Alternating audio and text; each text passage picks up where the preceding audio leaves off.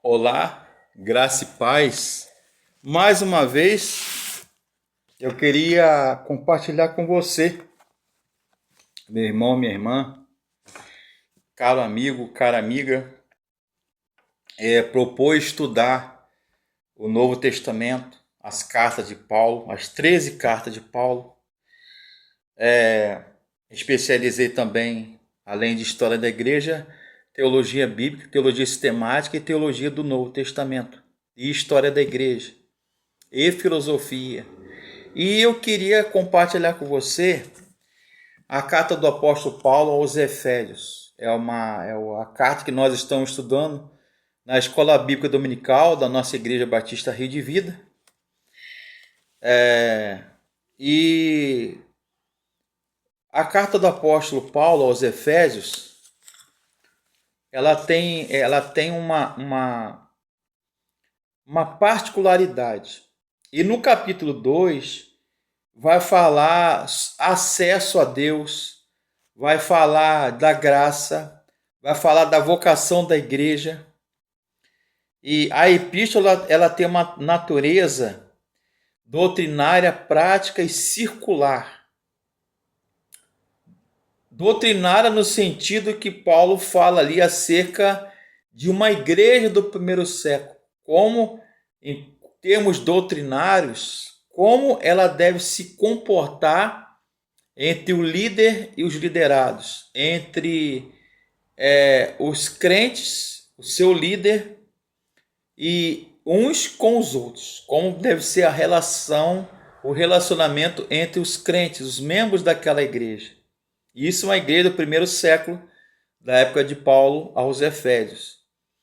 E prática porque é uma vivência prática, é um ministério pastoral de Paulo. Ele queria saber como os efésios, os crentes de Éfeso, estavam ali se comportando.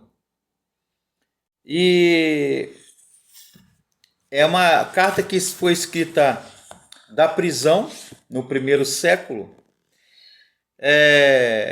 nas cidades de Éfeso, que eram consideradas uma das principais ou primeira da Ásia, como, por exemplo, Pérgamo, como Atenas, como Corinto, não é? Como Roma, e principalmente Éfeso, hoje seria a Turquia asiática, né?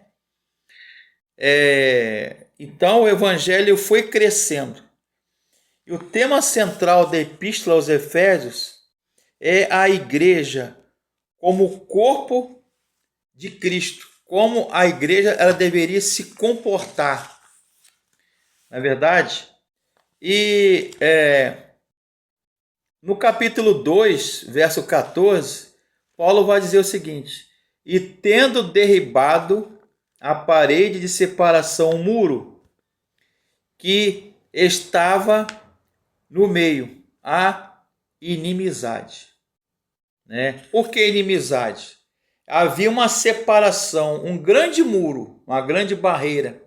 Gentios de um lado, representando os gregos e os romanos, os estrangeiros, os não-judeus, e os judeus do outro, e os pagãos. Então, Paulo vai ali e explica que Jesus não existe mais essa barreira, esse muro de separação, né? Ou seja, o templo de Jerusalém ilustrava essa separação. Havia uma parede que separava o átrio dos gentios e o átrio, né, o espaço, a sala dos judeus. Ficava judeus de um lado, gentios representando os romanos e os gregos do outro. Isso é segregação. Isso é partidarismo, né? E Deus, a Bíblia fala o quê? Eu creio num Deus coerente. Um Deus coerente. Ele não pode afirmar uma coisa ali, aqui, e lá na frente ele deixar de afirmar ou negar aquilo que ele afirmou. Então, somente o sumo sacerdote ele tinha acesso ao Santo dos Santos no templo do tabernáculo. Essa parede era chamada inimizade. Ela foi removida e ela foi abolida, né? Ela foi abolida através do sacrifício e da morte e ressurreição de Jesus. A Bíblia fala que ele reconciliou através do seu sangue. Paulo vai escrever aos crentes de Éfeso, capítulo 2, verso 16, para que reconciliasse. A palavra reconciliação do grego é koine, é katalazomai. Por intermédio da cruz, destruindo por ela a inimizade. Efésios 2,16.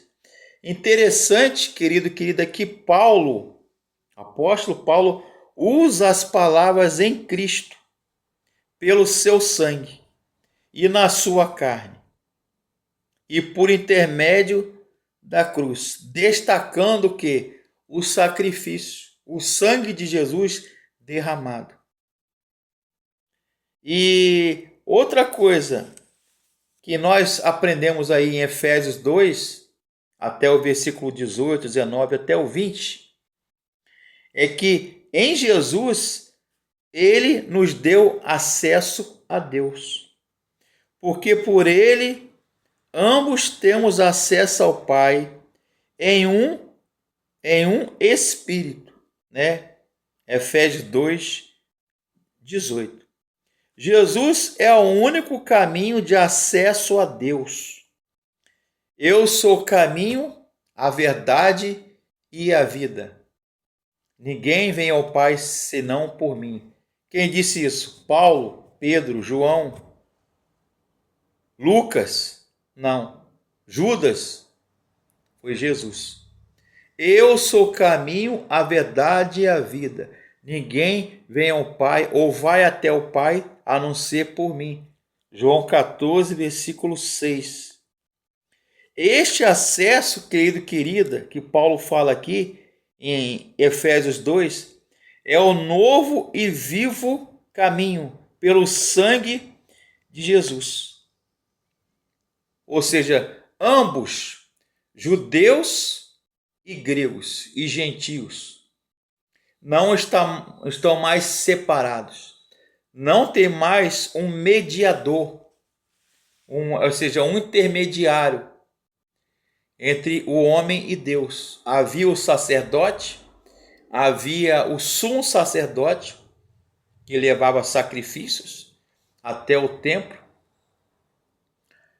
né, que imolava ali os animais, colocava sangue ali no altar e sacrificava pelos pecados deles, sacerdote, celebrante, né, mediador, ou seja, pontífices, né, ou seja, em latim, pontífices é aquele que constrói pontes. Havia um muro de separação. O muro, em Cristo, esse muro ele foi derrubado. Em Cristo, ele é o nosso celebrante. Ele é o nosso sacerdote, que intercede por nós. Nós estávamos excluídos da presença de Deus, do amor de Deus, da misericórdia de Deus, do perdão e da salvação, vida eterna de Deus, mas em Cristo, Paulo fala que nós chegamos para perto. Isso é a definição e a explicação da palavra reconciliação. Katalasso, do grego, katalazomai. E uma das coisas que ele usa como símbolo, Paulo, apóstolo, na carta aos Efésios, é a família. Isso mesmo. Igreja, ele vai falar que a igreja é o corpo de Cristo, e Cristo é a cabeça desse corpo, que é a igreja, e a igreja membros uns dos outros. Ele vai falar da armadura do crente, né? O capacete da salvação, a espada do Espírito, o escudo da fé, o sapato, né? Com a preparação e pregação da paz, da evangelização, a espada do Espírito, que é a palavra de Deus, a Bíblia Sagrada, e vai falar do matrimônio. Isso mesmo, papai, mamãe, filhos, família. Porque a família, ela simboliza ali, exemplifica a triunidade, Pai, Filho e Espírito Santo, e a unidade, sob a família de Deus. Efésios 2,19. A figura da família indica fraternidade. A palavra fraternidade vem do latim frater, irmandade, fraternidade, entre irmãos, que existe na igreja. Tanto é que Paulo, no original do grego, ele usa a palavra, em latim, ele fala frater, irmão, fraternidade. Mas quando se fala de irmão, por que nós chamamos de irmão? Paz do Senhor, irmão, paz do Senhor, irmão. Mas irmão, no grego, koiné, é adélfinos. Não é primo, não, é adélfinos. O que é adélfinos? Mesmo útero. Filho. Mesmo útero, mesmo ventre. Isso é muito profundo. Significa essa palavra em grego, adélfinos, que Paulo usa aí em Efésios, no grego, que nós somos irmãos, filhos do mesmo pai. Temos os mesmos direitos, deveres e obrigações de um filho legítimo. Nós fomos adotados por Deus em Cristo. Então, ele usa que todos nós somos filhos do mesmo pai, com os mesmos direitos, mesmos privilégios iguais. Efésios 4, versículo 6. Tá? Eu vou ler para você aqui, com você. Efésios 4, 6. Vamos ver aqui. Olha só. 4. Há um só corpo e um só espírito. Efésios 4, versículo 4. Está concluindo o estudo. Também foste chamados. A Bíblia é clara, cristalina como água. O pessoal fala que não entende a Bíblia, que a Bíblia é complexa, é difícil. Ora a Deus, peça que o Espírito Santo ensine, esquadrinhe, né, e revele, inspire a entendimento da palavra que Ele vai dar. Só você orar com fé que Deus, o Espírito Santo, vai ensinar para você. Há um só corpo, um só espírito, unidade. Como também foste chamados em uma só o quê? Esperança da vossa vocação. Vocação aí é eleição. É eklegiomai, do grego eklektos. Eklegiomai, escolha, vocação. Um só Senhor, uma só fé, pistis, ou pisteo, ou pisteoem, fé, fidelidade, um só batismo, baptizou, baptizem, batismo. Verso 6, um só Deus e Pai de todos, o qual é sobre todos, e por todos e em todos. Mas, verso 7, a adversativa, tem sempre um se e um mais, né? Uma condicional, vírgula. A graça, o que é graça na Bíblia e na teologia? É dom, é favor imerecido. Foi dada a cada um de nós segundo a medida do dom, palavra dom, doreon, doreomai, presente, né? Presente, oferta, dádiva, dom de Cristo. Então, há uma só fé, um só Senhor, né? O qual é sobre todos, em todos e por todos. Isso é maravilhoso. É maravilhoso, né? Isso traduz e sintetiza unidade. Significa que todos os que pertencem à igreja, à comunidade de fé em Cristo, estão interligados, estão linkados, como diz o nosso pastor presidente Charles Anthony, pastor presidente da nossa igreja Batista Rio de Vida, em Campos, Rio de Janeiro. Nossa igreja fica na Rua Oswaldo Silva, número 22, próximo ao Hospital Geral de Guarulhos, em Campos, Rio de Janeiro, ok? Conhecido como HGG, na Rua do Beto Gás, Igreja Batista Rio de Vida, pastor, presidente, Charles Anthony Carvalho. E eu sou, pela graça de Deus, um dos líderes da igreja. Então, unidade significa, nas palavras de Hernandes Dias Lopes e Arival Dias Casemiro, que é os autores que eu estou lendo esse comentário de Efésios. Unidade significa que todos os que pertencem à igreja estão linkados, estão interligados, como membros de um corpo, dirigidos por uma cabeça, ou um cabeça, Jesus Cristo. Então, isso, Paulo vai falar, prossegue ali no capítulo 4, né, que são 6 capítulos, a carta de Paulo aos Efésios, fala de humildade, mansidão, tá? Longanimidade, macrotumia. Tá bom de grego aí, hein? Professor Henrique Alves.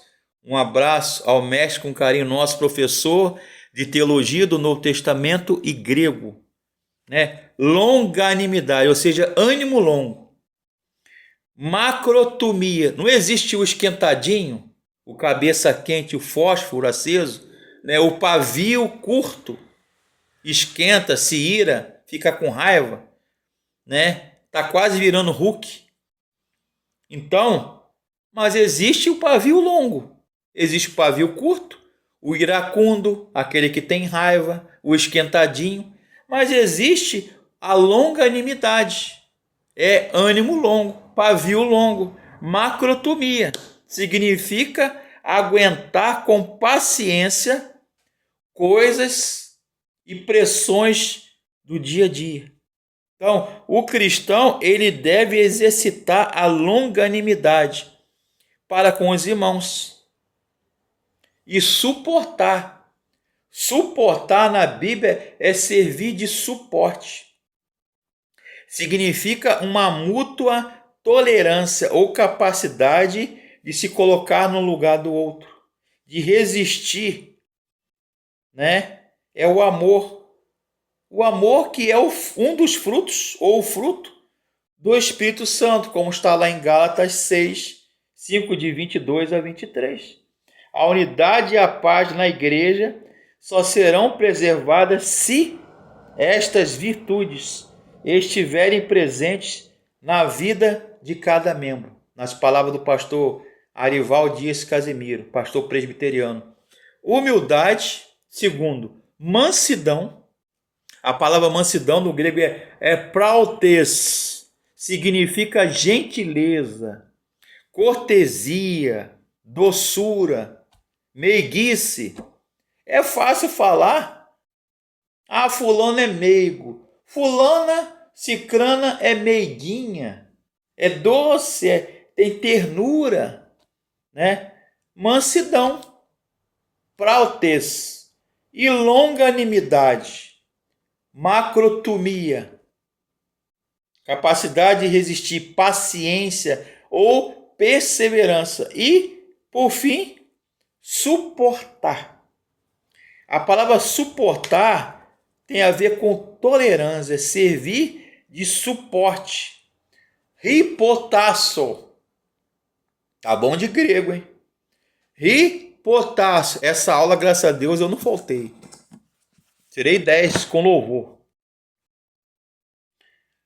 Grego, latim, aramaico, ídish, sânscrito, enfim. E amor, né? Caris, graça, amorem, HP ou agapao, agapeto, né? Agape, amor, chesed, Hesed do hebraico é amor, ágape em grego. Ou seja, o amor ele é a base e a senhora das virtudes.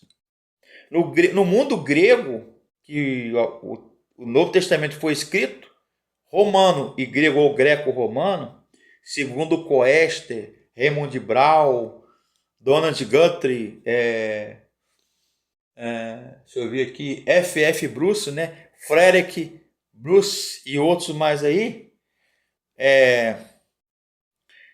as virtudes, elas eram estimuladas, ensinadas e encorajadas. Virtus, virtutem, arete, né? Do grego virtude. E os vícios, as paixões eram condenados. E o amor é a base, né? Agora, pois, permanecem a fé, a esperança e o amor. Fé, esperança e amor. 1 Coríntios 13, versículo 13.